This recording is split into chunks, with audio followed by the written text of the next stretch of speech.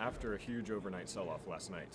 So when markets became aware that Trump was going to win, the Dow was down about 800 points and more or less a panic sell. So almost immediately fell 3 to 4%.